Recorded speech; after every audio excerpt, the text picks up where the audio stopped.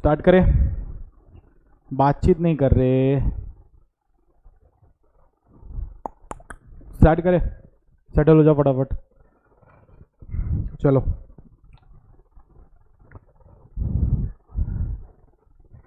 चलो, last class अपना chapter 2 हो चुका था। आज का क्लास जो है वो चैप्टर 3 में। तो चैप्टर 3 में अपने स्टार्ट करने वाले एक मस्त चैप्टर जिसका नाम है सप्लाई। ठीक है, चैप्टर का नाम है सप्लाई। बेसिकली इस चैप्टर में अपने स्कोप ऑफ सप्लाई पढ़ने वाले हैं। स्कोप ऑफ सप्लाई, देख एक चीज़ हम बोलने वाले हैं, एकदम सुन ले, एकदम मस्त बात। जीएसटी और सप्लाई दोनों को रिलेटेड है, यानी कि अगर सप्लाई है तो देयर इज एन ऑप्शन कि उस पर जीएसटी लगेगा। ठीक है, अब ध्यान से सुन, हम क्या वर्ड यूज कर रहे हैं। हम बोल रहे हैं अगर सप्लाई है कि नहीं है वो एक बात है, उस पर जीएसटी लगेगा कि नहीं लगेगा वो एक बात है। पहले आपको समझना है कि ये फर्दर ट्रांजैक्शन जो हुआ है वो सप्लाई है कि नहीं है। जीएसटी लगता किस पे सर? जीएसटी लगता है जब सप्लाई होता है। ठीक है, तो आज हम लोग पूरा एकदम चीड़ फाड़ करके पढ़ेंगे कि सप्लाई क्या होता है। और वर्चुअल वाले हेलो, उठो उठो, उठ के बैठ, उठ के बैठ, उठ उठ उठ उठ, उठा। अब एकदम आलती पालती मार के बैठ के देखेगा, एकदम लेट के नहीं देखेगा। तुम लोग का कसम, अगर लेट के देखा तो ये चैप्टर याद नहीं रहेगा। ठीक है, एकदम बैठ के देखेगा 1 घंटा चुपचाप। चलिए शुरू करते हैं अपना chapter, that is scope of supply. Basically मैं आपको क्या बोलना चाहता हूँ, मैं आपको ये बोलना चाहता हूँ कि अगर सप्लाई हो रहा है, अगर कोई सप्लाई हो रहा है तो उस पर जीएसटी लगने का एक चांसेस बढ़ जाता है। क्योंकि हर सप्लाई पे जीएसटी लगे ऐसा मैंने नहीं बोला, मैं बोला सप्लाई है तो जीएसटी लगेगा। ठीक है, तो हम बोल सकते हैं कि जिस पे जीएसटी लग रहा है वो सप्लाई है, यानी कि हर जीएसटी वाला प्रोडक्ट सप्लाई था, लेकिन हर सप्लाई वाला प्रोडक्ट जीएसटी नहीं होगा। तो आपको समझना पड़ेगा कि सप्लाई क्या होता है। तो let's start with supply. What is supply? Basically आपको समझना पड़ेगा कि सप्लाई क्या होता है, सप्लाई का मतलब क्या होता है। देखिए सप्लाई इंक्लूड्स, इसका मतलब क्या है? It is an inclusive definition. Supply के अंदर इंक्लूड मीनिंग नहीं बता रहे, इसके अंदर आता क्या क्या है। इसमें आता है all forms of supply of goods and services. तो फर्स्ट इंपॉर्टेंट पॉइंट्स आपको क्या रखना है कि सप्लाई होगा किसका? गुड्स एंड सर्विसेज का। सप्लाई होगा किसका सर? गुड्स एंड सर्विसेज का। याद रखिएगा, सप्लाई होगा किसका? गुड्स एंड सर्विसेज का। नेक्स्ट इंपॉर्टेंट पॉइंट्स देखिए, सप्लाई इंक्लूड्स क्या चीज? Supply of goods and service. Supply के अंदर क्या क्या आता है? सप्लाई के अंदर आएगा सेल। सेल मतलब जब आप ओनरशिप ट्रांसफर करते हो, एक गुड्स को आप सामने वाले को बेच रहे हो, उसको हम लोग सप्लाई बोलेंगे। इस पे जीएसटी लगेगा ना लगे वो बात का बात है, लेकिन हम लोग इसको सप्लाई बोलेंगे। नेक्स्ट, कोई भी तरह का ट्रांसफर, कोई भी तरह का ट्रांसफर, जब आप ट्रांसफर कर रहे होते हो, ट्रांसफर मतलब होता है आप उस गुड्स का पोजेशन दे रहे होते हो, लेकिन ओनरशिप नहीं दियो, आप बस एक पोजेशन दियो, राइट इन गुड्स दियो। ठीक है, या सर्विसेज आपका बेसिकली यहाँ पे आप जब राइट इन गुड्स देते हो उसको हम लोग क्या बोलते हैं? Transfer. Barter, exchange, licence, lease, rental and disposal, ये हर कुछ एक्टिविटी सप्लाई माना जाएगा। बेचना, ट्रांसफर करना, एक्सचेंज करना, बार्टर, लाइसेंस, ध्यान से समझें वर्ड यूज कर रहे हैं, लाइसेंस, लीज एंड रेंटल। अगर आप कोई गुड्स का यूज करने का लाइसेंस या लीज पे कुछ भी देते हो, चाहे वो गुड्स या सर्विस, या रेंट पे कुछ भी देते, चाहे वो गुड्स या सर्विस हो, या डिस्पोज करते, छोड़ देते, उसको सारे का सारा हम सप्लाई मानेंगे। यानी कि supply include supply of goods and services such as transfer. मेरे साथ गाइस याद करिए, come on. Supply includes all kind of supply. Virtual वाला बोल, घर वाला पगला समझ, पगला समझने दे, तुम बोलता रहे। Supply includes all form of goods and services such as sale, transfer, barter, exchange, license, lease, rental, disposal। याद रहेगा ये सप्लाई का, सप्लाई मतलब ये सब। लेकिन एक याद रखिएगा, ये agreed to be made for consideration, यानी कि अगर आप कोई गुड्स का सप्लाई कर रहे हो उसमें कंसिडरेशन इन्वॉल्व होना ज़रूरी है। याद रहेगा, उसमें कंसिडरेशन इन्वॉल्व होना क्या है, ज़रूरी है। और साथ ही साथ वो बिजनेस के मोड में होना चाहिए, इन कोर्स और फर्दरेंस ऑफ बिजनेस। यानी कि मैं अगर आपको बताऊं, आप इसके अंदर क्या क्या इंपॉर्टेंट चीज़ समझे। सबसे पहला, सप्लाई होना चाहिए गुड्स एंड सर्विसेज का। अगर आपको पहचानना है सप्लाई क्या होता है तो देखना सप्लाई हो रहा है गुड्स एंड सर्विसेज का। सप्लाई हो रहा है कंसिडरेशन में, यानी कि नो कंसिडरेशन नो सप्लाई। हम क्या वर्ड यूज किए, no consideration no supply, no consideration no supply. Third, हम क्या वर्ड यूज कर रहे हैं, there must be some business, यानी कि आप ऐसा समझ लो कि गुड्स और सर्विस का सप्लाई होना चाहिए। दूसरा, उसमें कंसिडरेशन इन्वॉल्व होना चाहिए, यानी कि नो कंसिडरेशन नो सप्लाई। इसका एक्सेप्शन भी आएगा, लेकिन अभी के लिए आपको याद रखना है क्या है कि बिना कंसिडरेशन के सप्लाई नहीं बना जाएगा, और उसके साथ ही साथ नो बिजनेस नो सप्लाई, यानी कि अगर बिजनेस भी इन्वॉल्व नहीं रहेगा तो सप्लाई का भी इन्वॉल्वमेंट नहीं रहेगा। क्लैरिटी आ गया आपको अच्छी तरह से यहाँ तक, ये पूरा पार्ट क्लियर है। चलिए अब मैं आपको मेन, मतलब सप्लाई का जो मेन पैरामीटर्स है जिस पे अपना पूरा सप्लाई बेस्ड है, जो मैंने अभी आपको ऊपर लिखा है उसी का शॉर्ट फॉर्म कि सप्लाई मतलब main importance of parameter. Supply का मेन पैरामीटर क्या है, number 1, supply should be of what, goods and services. याद रखिएगा, सप्लाई होना चाहिए गुड्स और सर्विसेज का। दूसरी तरह, supply should be for consideration. आगे का मत पढ़े, मैं पढ़ा रहा हूँ। Supply should be made in course और बिजनेस ऑफ कोर्स और फर्दरेंस ऑफ बिजनेस। क्लियर हुआ? तो 3 चीज़ आपने पढ़ा था, और 2 चीज़ ऐड हो जाएगा इसमें, और 2 चीज़ ऐड हो जाएगा। देखो, और 2 चीज़ ऐड हो जाएगा इसमें। सबसे पहला, supply should be made by a taxable person. Supply करने वाला एक टैक्सेबल पर्सन होना चाहिए। और दूसरा, जो आप सप्लाई कर रहे हो वो एक टैक्सेबल सप्लाई होना चाहिए। तो मैं अगर आपको एक सिंपल टर्म में समझाऊं तो आप एक चीज़ ध्यान से देखो, जब एक बंदा सामने वाले बंदे को सपोज कर गुड्स दे रहा होता है, ठीक है, उस गुड्स का दाम है 5,000 रुपया, वो गुड्स दे रहा है उसको, क्लियर है। वो जीएसटी चार्ज करेगा 10% सपोज कर, तो 500 रुपये का वो जीएसटी चार्ज कर रहा है, तो इसका 5,500 हो रहा है। क्लियर हुआ? तो देख, supply should be of number 1, हम लोग क्या पढ़े थे, supply should be of goods and services. हाँ सर, गुड्स एंड सर्विसेज है, क्योंकि हम ऊपर लिख दिए कि it must be in goods. दूसरा, कंसिडरेशन होना चाहिए। हाँ सर, कंसिडरेशन है। ये देखिए सर, बिजनेस में होना चाहिए। हाँ, सपोज कर लो बिजनेस ही है, ये अपने बिजनेस से दूसरे बिजनेस में दे रहा है।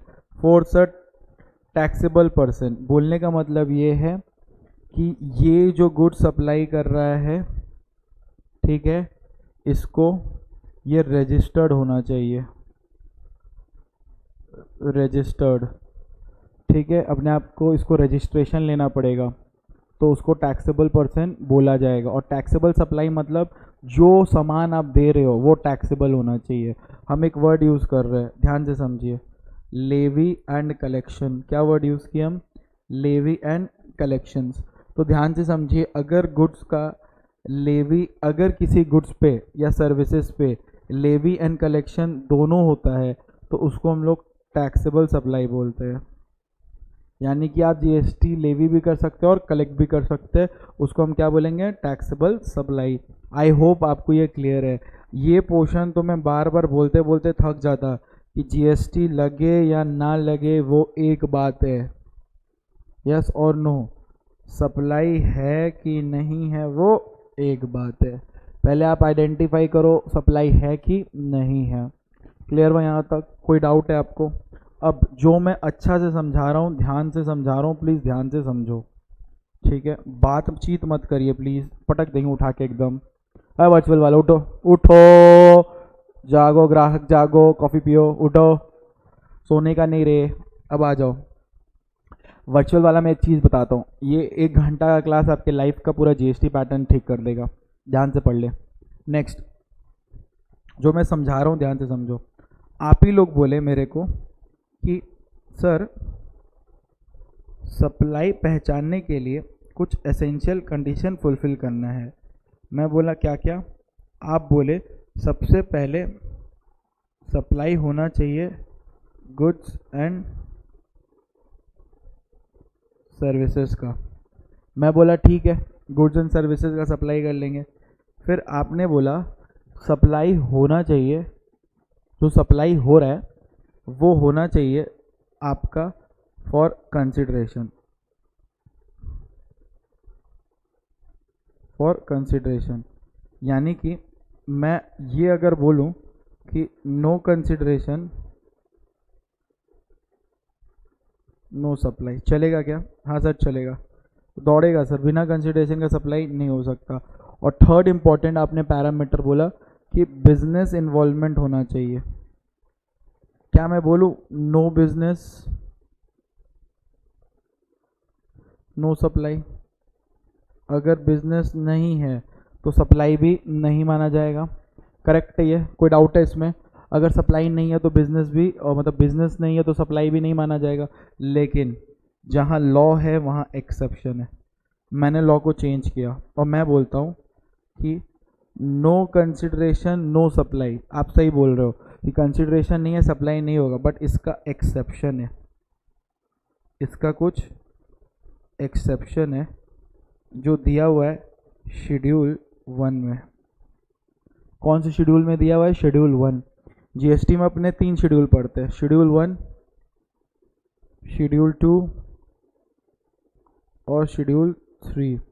अब मैं आपको बताता हूँ शेड्यूल 1 जो है, ध्यान से देखिए, शेड्यूल 1 वाला जो पोर्शन है ये बात करता है एक्सेप्शन का, कि बिना कंसिडरेशन के सप्लाई नहीं होता, लेकिन उसका कुछ एक्सेप्शन है कि जहाँ पे कंसिडरेशन नहीं होने के बाद भी हम उसको डीम्ड सप्लाई मानेंगे। That is written under section under schedule 1। Schedule 2 ये बोलता है कि आपका पहले तो आप सप्लाई बनो, आप सप्लाई बन गए, आपका ये ट्रांजैक्शन देखो, पहले एक ट्रांजैक्शन सप्लाई है कि नहीं वो पता करो। सपोज करो वो सप्लाई है, अब शेड्यूल 2 बोलेगा कि वो सप्लाई ऑफ गुड्स में कवर होगा कि सप्लाई ऑफ सर्विस में कवर होगा, ये शेड्यूल 2 बोलता है, ठीक है। और शेड्यूल 3 बोलता है क्या क्या सप्लाई में कवर नहीं होगा, यानी कि schedule 3 gives a negative list. Famous question है what are the negative list, जिसको सप्लाई नहीं माना जाता, जिसको सप्लाई ही नहीं माना जाता। क्लियर हुआ अच्छी तरह से? तो गाइस इसमें 3 इंपॉर्टेंट टर्म्स थे। अगर आप इस 3 इंपॉर्टेंट टर्म्स को देखोगे तो सबसे पहले इंपॉर्टेंट टर्म्स था गुड्स एंड सर्विसेज का, यस और नो? ये इंपॉर्टेंट टर्म्स है कि गुड्स एंड सर्विसेज। फिर था कि it must be for consideration, no consideration no supply, लेकिन इसका कुछ एक्सेप्शन था तो दिया हुआ था शेड्यूल 1 में। फिर शेड्यूल 2, शेड्यूल 3 जो नेगेटिव लिस्ट और बिजनेस के बिना नहीं चलेगा। अब मैं एक चीज़ बताता हूँ आप लोग को, एक इम्पॉर्टेंट चीज़ है मेरे को कवर करना आपसे। ये देखिए, मैं बोला कि गुड्स एंड सर्विसेज होना चाहिए, यस और नो? मैं बोला कि गुड्स एंड सर्विसेज होना चाहिए, डाउट लेंगे थोड़ी देर बाद। गुड्स एंड सर्विस होना चाहिए। वर्चुअल वाला उठो उठो उठो, क्लियर हुआ? मैं बोला गुड्स एंड सर्विस होना चाहिए, क्लियर है? दूसरा मैं बोला कि जो आपका सप्लाई हो रहा है वो फॉर कंसिडरेशन होना चाहिए, वो फॉर क्या होना चाहिए? कंसिडरेशन, क्लियर है? वो फॉर कंसिडरेशन होना चाहिए, क्लियर है? कोई डाउट है आपको? नहीं। थर्ड मैं जो बोल रहा हूँ ध्यान से समझिए, जो मैं थर्ड बात आपको बोल रहा हूँ वो ये बात है कि बिजनेस भी होना चाहिए। जीएसटी को अट्रैक्ट करने के लिए सप्लाई होना ज़रूरी है, और सप्लाई होने के लिए 3 एसेंशियल एलिमेंट है, डी भी है, ई भी है, ठीक है? कि टैक्सेबल पर्सन के द्वारा होने चाहिए और टैक्सेबल सप्लाई होना चाहिए। क्लियर हुआ अच्छी तरह से? वो अलग बात है, लेकिन ये 3 जो है वो मोस्ट इम्पॉर्टेंट है, goods and service, consideration and business. मेरा बोलने का मतलब ये, ध्यान रखिएगा, इस 3 में A that is goods and service इसका हमेशा प्रेजेंट रहना पड़ेगा। ठीक है। अच्छा, अगर कंसिडरेशन का बात करें, ध्यान से समझिए, अगर कंसिडरेशन नहीं है, ठीक है, और आपका बिजनेस है, अगर कंसिडरेशन नहीं है और आपका बिजनेस है और आप शेड्यूल 1 में कवर होते हो, तब हम इसको बोलेंगे डीम्ड सप्लाई। मतलब मान लिया जाएगा ये सप्लाई है बिना कंसिडरेशन के भी। क्लियर हुआ? यानी कि schedule 2 is an exception, schedule 1 is an exception. C में क्या बोल रहा हूं, ध्यान से समझिए। सी में बोल रहा हूं कि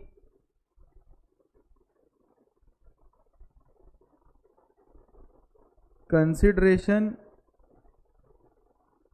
है लेकिन बिजनेस नहीं है। समझ आ रहा है? कंसिडरेशन है लेकिन बिजनेस नहीं है। इसका एक्सेप्शन है भी है, जो ये बोलता है अगर आप इंपोर्ट ऑफ सर्विस करवा रहे हो। क्या करवा रहे हो? Import of service.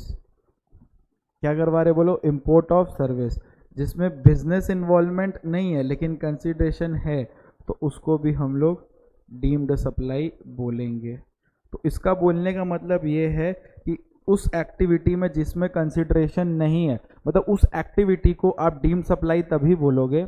एक ऐसा एक्टिविटी जो डीम्ड सप्लाई में कवर तभी होगा, आइदर उसमें कंसिडरेशन होगा या बिजनेस नहीं होगा, आइदर उसमें कंसिडरेशन नहीं होगा या बिजनेस होगा। बोलने का मतलब ये दोनों एक साथ मिसिंग नहीं हो सकता डीम्ड सप्लाई के लिए, दोनों में से एक चीज का प्रेजेंट होना जरूरी है। ये याद रहेगा आपको? एकदम क्लैरिटी है ना कंसेप्ट का? याद रहेगा ना? मार्किंग के हिसाब से चलिए आप प्लीज।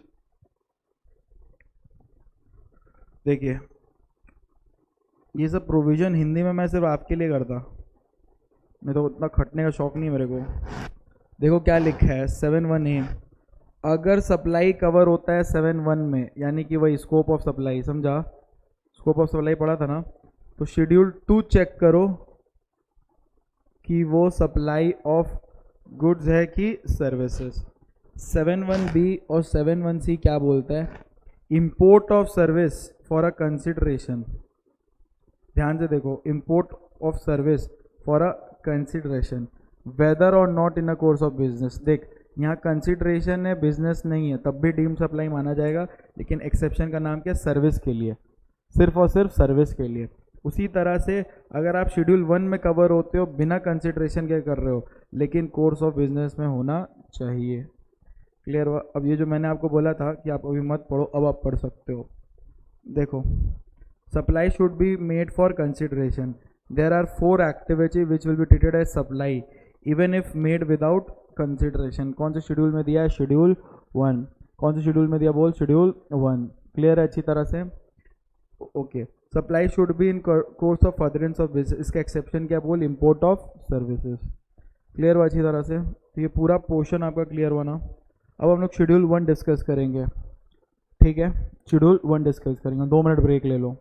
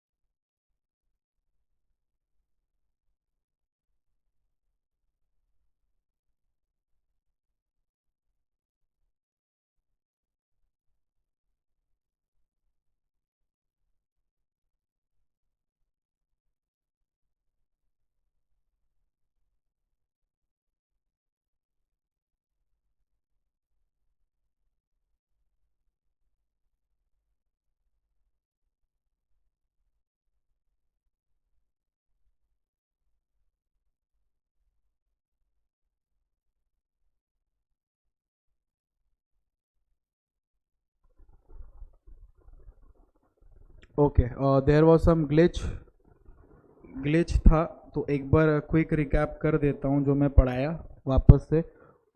माइक प्रॉब्लम था, माइक ग्लिचिंग था, तो उसको मैं ठीक कर देता हूँ एक बार।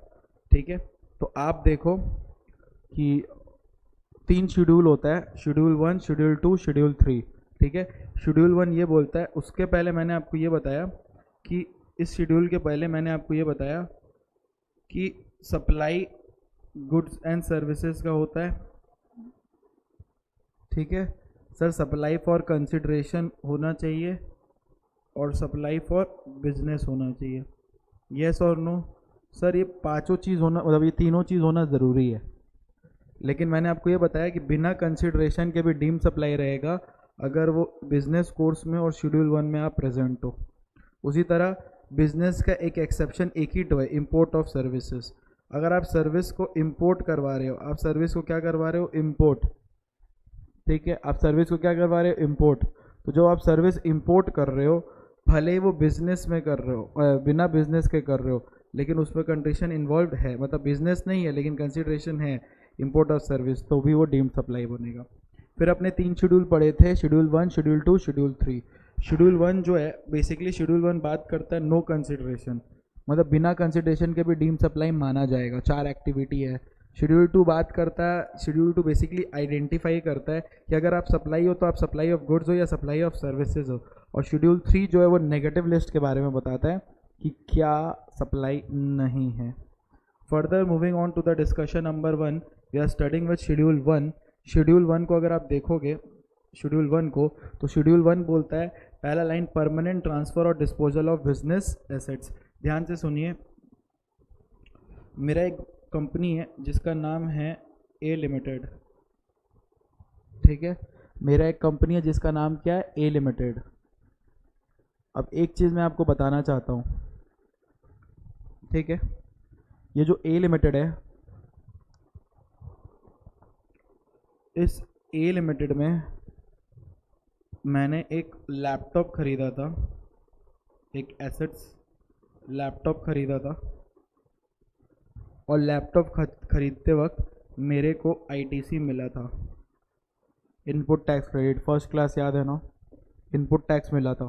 ठीक है, तो आपको अगर लैपटॉप खरीदते वक्त इनपुट टैक्स मिला था, ठीक है, आपको इनपुट टैक्स मिला था, अब आप क्या कियो, एसेट आपका ए लिमिटेड का, आप ही का एक ब्रांच है जिसका नाम है बी ए लिमिटेड, आप ही का है, आप ही के कंपनी का ब्रांच है। तुम क्या किया, ये जो लैपटॉप जो तुम खरीदा था ना, ये सपोज का लैपटॉप है, ये जो तुम लैपटॉप खरीदा था ना, ये लैपटॉप तुम ट्रांसफ़र कर दिया बी को। आप एक ब्रांच से दूसरे ब्रांच में एक बिजनेस एसेट का डिस्पोजल कर रहे हो, वो भी परमानेंटली। तो ये जो आप एसेट इसको दे रहे हो, तो ए और बी के बीच में जो ये लैपटॉप ट्रांसफ़र हो रहा है, नोटिस कर, इसमें कोई भी तरह का सप्लाई, इसमें कोई भी तरह का कंसिडरेशन नहीं है। कंसिडरेशन होना ज़रूरी है ना सप्लाई के लिए, कंसिडरेशन नहीं है, लेकिन बिजनेस इन्वॉल्वमेंट है। बिजनेस ही है ना, एक बिजनेस दूसरा बिजनेस को दे रहा है, तो बिजनेस इन्वॉल्वमेंट है, कोर्स ऑफ बिजनेस है, फर्दरेंस ऑफ बिजनेस है, तो this will be deemed supply, this will be deemed supply, और ये शेड्यूल 1 में कवर्ड है, यानी कि एक्सेप्शन में फॉल होगा। क्लियर हुआ आपको? तो देखो क्या लिखा है, प्लीज़ देखो क्या लिखा है, परमानेंट ट्रांसफर। गाइस नोटिस करिएगा, परमानेंट ट्रांसफर हो रहा है या डिस्पोजल हो रहा है क्या? बिजनेस एसेट का, बिना कंसिडरेशन के, जिस पे आईटीसी आप लिए थे, तो मान लिया जाएगा शेड्यूल 1 के अंदर it is a deemed supply. Deemed supply मतलब बिना कंसिडरेशन के भी सप्लाई माना जाएगा। क्या हम बोल सकते हैं शेड्यूल 1 एक्सेप्शन है? शेड्यूल 1 एक्सेप्शन है किसका? Exception to no consideration no supply का। भाई ये वाला क्वालिटी पढ़ाई का नहीं समझा पाएगा कोई। नेक्स्ट अपने मूव करते हैं, ठीक है, नेक्स्ट अपने मूव करते हैं। नेक्स्ट डिस्कशन जो अपना है वो है सप्लाई ऑफ गुड्स और service made between related person और बिटवीन डिस्टिंक्ट पर्सन। देखिए गुड्स और सर्विस सप्लाई हो रहा है, ठीक है, गुड्स और सर्विस सप्लाई हो रहा है दो जन में, आइदर आप एक रिलेटेड पर्सन हो या फिर आप डिस्टिंक्ट पर्सन हो। देखिए, सबसे पहले आपको समझना पड़ेगा रिलेटेड पर्सन बोल रहा है दो रिलेटेड पर्सन के बीच में अगर कोई भी तरह का गुड्स ट्रांसफ़र होगा, ठीक है, कोई भी तरह का गुड्स या सर्विस ट्रांसफ़र होगा दो रिलेटेड पर्सन के बीच में, तो वो बिना कंसिडरेशन के भी सप्लाई माना जाएगा। तो पहले आपको समझना पड़ेगा रिलेटेड पर्सन क्या होते हैं। क्या होते हैं रिलेटेड पर्सन, ये देखिए डेफिनेशन दिया हुआ है। मेरा बोलने का मतलब है, इसको समझने से पहले ये लाइन तो बहुत सिंपल है कि सप्लाई हो रहा है गुड्स और सर्विस बिटवीन किसके, रिलेटेड पर्सन के और डिस्टिंक्ट पर्सन के। तो आपको समझना पड़ेगा ना सर कि रिलेटेड पर्सन क्या होता है। नंबर 1 क्या लिखा है, सच पर्सन आर ऑफिसर और director of one another business. ठीक है, सच पर्सन्स आर ऑफिसर और directors of one another business. बोलने का मतलब ये है कि आप सपोज करिए ये आप है, ठीक है, आप डायरेक्टर है ए लिमिटेड एक कंपनी के, और एक जन है जो डायरेक्टर है बी लिमिटेड कंपनी का। ठीक है, अब क्या है, आप बी लिमिटेड कंपनी के भी डायरेक्टर है और ये ए लिमिटेड कंपनी का भी डायरेक्टर है, यानी कि आप ऑफिसर है या डायरेक्टर है एक दूसरे के बिजनेस के लिए, तो ऑटोमेटिकली आप और ये रिलेटेड पर्सन हो जाएंगे और दो बिजनेस भी क्या हो जाएगा, रिलेटेड पर्सन। तो कोई भी गुड्स इन दोनों के बिजनेस में ट्रांसफ़र होगा बिना कंसीडरेशन के, लेकिन नोटिस करिए बिजनेस इन्वॉल्व है, तब भी ये क्या माना जाएगा, डीम्ड सप्लाई माना जाएगा। क्लियर हुआ अच्छी तरह से। दूसरा लाइन देखिए क्या बोल रहा है, दूसरा बोल रहा है such person are legally recognise partner in business. बोलने का मतलब क्या है, सपोज करिए एक फर्म है, एक फर्म का नाम है AN एसोसिएट्स, ये पार्टनरशिप फर्म है, क्लियर है। इसके एक पार्टनर है X और इसके एक पार्टनर है P। तो बोल रहा है ये जो XP लोग हैं ये लोग भी क्या कहलाएंगे, रिलेटेड कहलाएंगे।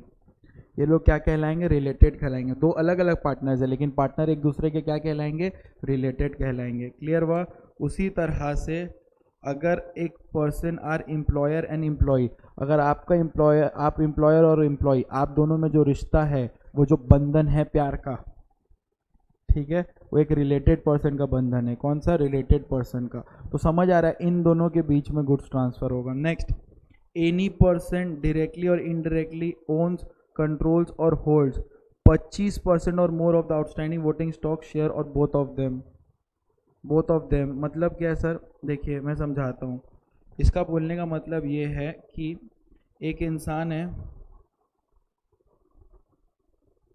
कलर चेंज कर दूँ मज़ा नहीं आ रहा। एक इंसान है जो ए लिमिटेड का 25% वोटिंग पावर होल्ड करता है और बी लिमिटेड का भी 25% वोटिंग पावर होल्ड करता है।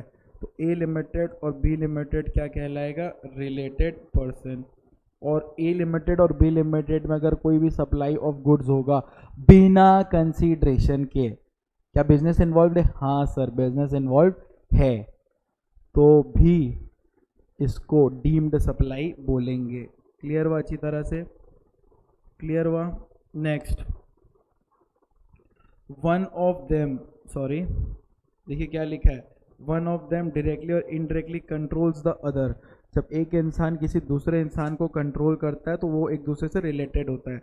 मतलब क्या है, सपोज करिए ये एक इंसान है, ये बी को कंट्रोल कर रहा है, ठीक है, तो ये अगर ए है तो ये लोग दोनों तो रिलेटेड है ही, और अगर बी सी को कंट्रोल करता है तो ए और सी भी रिलेटेड हो जाएंगे क्योंकि इनडायरेक्टली वो सी को भी कंट्रोल कर रहा होता है।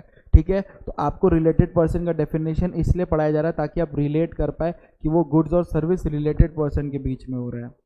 क्लियर हुआ अच्छी तरह से। Next, both of them are directly or indirectly controlled by a third person. देखिए बहुत बच्चे इसमें और ये लाइन में कंफ्यूज हो जाते हैं। ये वाला जो पोर्शन है गाइज, इसमें एक इंसान स्टेक होल्ड करता है, इक्विटी होल्ड करता है, और जब एक इंसान सिर्फ और सिर्फ कंट्रोल कर रहा होता है, कोई भी कारण से ए लिमिटेड को भी और बी लिमिटेड को भी, तो ये लोग दोनों रिलेटेड पर्सन मान लिए जाएंगे। क्लियर हुआ अच्छी तरह से? Both of them directly or indirectly का together they directly or indirectly control a third person. ठीक है, देखिए both of them directly or indirectly controlled by a third person. ठीक है, अब बोलने का मतलब है यहाँ पे ये इंसान इन दोनों को कंट्रोल करेगा या फिर ए लिमिटेड और बी लिमिटेड मिल के एक इंसान को अगर कंट्रोल करता है तो भी इन लोग दोनों रिलेटेड पर्सन कहलाएंगे। क्लियर हुए अच्छी तरह से? अच्छा, आइदर वो मेंबर ऑफ सेम फैमिली हो तब भी वो लोग क्या कहलाएंगे? रिलेटेड पर्सन कहलाएंगे। तो देखिए गाइस, मेन मुद्दा क्या है? मेन मुद्दा ये हमारा डिस्कशन का कि अगर कोई भी तरह का गुड्स या सर्विसेज सप्लाई हो रहा है between related person, between related person, ध्यान से सुनिए, बिटवीन रिलेटेड पर्सन, ठीक है, बिना कंसिडरेशन के हो ही सकता है, बिना कंसिडरेशन के हो ही सकता है, लेकिन बिजनेस इन्वॉल्वमेंट होना चाहिए। लेकिन क्या इन्वॉल्वमेंट होना चाहिए? Business involvement. तो उसको हम लोग क्या बोलेंगे? सप्लाई बोलेंगे, डीम्ड सप्लाई। क्या बोलेंगे? बोलो, डीम्ड सप्लाई। क्लियर हुआ अच्छी तरह से? नेक्स्ट, एक बार ये डिस्टिंक्ट पर्सन समझ लो। देखो मेन इसमें मुद्दा क्या है, ध्यान से समझिए। मेन मुद्दा डिस्कशन का ये है कि इसमें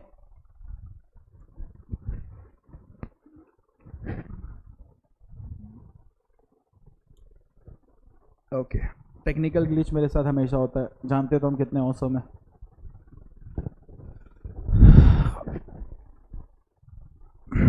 वर्चुअल वाला अंगड़ाई ले लो तुम लोग भी, पड़ा हमरे थक तुम लोग रहे, इतना मस्त है ना तुम लोग। और बताओ कैसे हो तुम लोग? कुछ तो बात करो, सिर्फ देखते रहोगे, कुछ बोलोगे नहीं। बात करो, कैसे हो? ठीक हो? घर में सब कैसे हैं? ठीक है? खाना खाए? ठीक है सर। अब तुम लोग मुंडी हिलाना पूछेंगे तो खाना खाए? दिख रहा है तुम लोग का मुंडी। हंस क्यों रहे हो? हंस क्यों रहे हो? चलिए नेक्स्ट मूव करते हैं।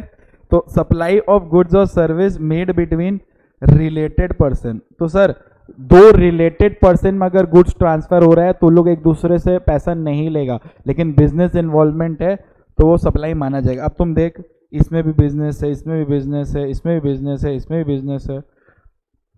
सर ये डिस्टिंक्ट पर्सन क्या होता है? अब देखिए, ध्यान से देखिए, ये हम है, मेरा एक मेन बिजनेस है, सपोज करो कोलकाता में, ठीक है, जिसका हम नाम रखे स्मार्ट एज क्लासेस। ये मेरा ट्यूशन सेंटर का नाम है, ये मेरा मेन ब्रांच है कोलकाता का, ठीक है, मेन, ठीक है। अब जीएसटी बेसिकली एक तरह का आपका जहाँ प्लेस ऑफ बिजनेस होता है वहाँ आपको रजिस्ट्रेशन लेना पड़ेगा, ठीक है। तो स्टेट वाइज रजिस्ट्रेशन होता है। तो कोलकाता का हम एक जीएसटी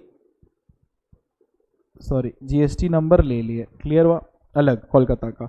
अब हम अपना एक ब्रांच खोले हैं, ठीक है। अब जो ब्रांच खोले हैं वो हम खोले हैं सपोज करो दिल्ली में, और एक ब्रांच खोले हैं हम महाराष्ट्र में, और एक ब्रांच खोले हैं हम तमिलनाडु में।